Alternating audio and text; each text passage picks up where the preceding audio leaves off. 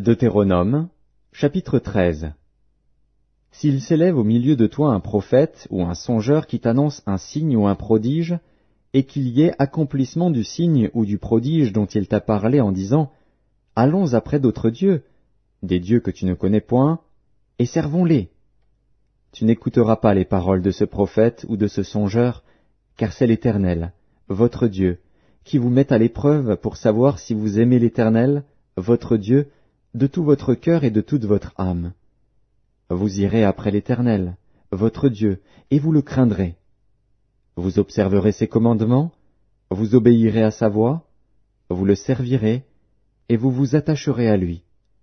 Ce prophète ou ce songeur sera puni de mort, car il a parlé de révolte contre l'Éternel, votre Dieu, qui vous a fait sortir du pays d'Égypte et vous a délivré de la maison de servitude, et il a voulu te détourner de la voie dans laquelle l'Éternel, ton Dieu, t'a ordonné de marcher.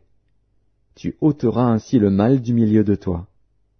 Si ton frère, fils de ta mère, ou ton fils, ou ta fille, ou la femme qui repose sur ton sein, ou ton ami que tu aimes comme toi-même, t'incite secrètement en disant « Allons, et servons d'autres dieux », des dieux que ni toi ni tes pères n'avaient connus, d'entre les dieux des peuples qui vous entourent, près de toi ou loin de toi, d'une extrémité de la terre à l'autre, tu n'y consentiras pas, et tu ne l'écouteras pas. Tu ne jetteras pas sur lui un regard de pitié, tu ne l'épargneras pas, et tu ne le couvriras pas. Mais tu le feras mourir. Ta main se lèvera la première sur lui pour le mettre à mort, et la main de tout le peuple ensuite. Tu le lapideras, et il mourra, parce qu'il a cherché à te détourner de l'Éternel, ton Dieu, qui t'a fait sortir du pays d'Égypte, de la maison de servitude. Il en sera ainsi, afin que tout Israël entende et craigne, et que l'on ne commette plus un acte aussi criminel au milieu de toi. Si tu entends dire au sujet de l'une des villes que t'a donnée pour demeure l'Éternel, ton Dieu, des gens pervers sont sortis du milieu de toi, et ont séduit les habitants de leur ville en disant « Allons, et servons d'autres dieux, des dieux que tu ne connais point. » Tu feras des recherches, tu examineras, tu interrogeras avec soin. La chose est-elle vraie? Le fait est-il établi? Cette abomination a-t-elle été commise au milieu de toi?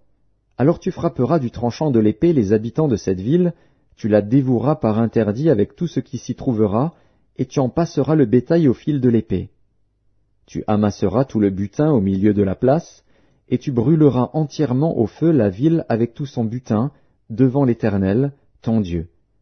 Elle sera pour toujours un monceau de ruines, elle ne sera jamais rebâtie.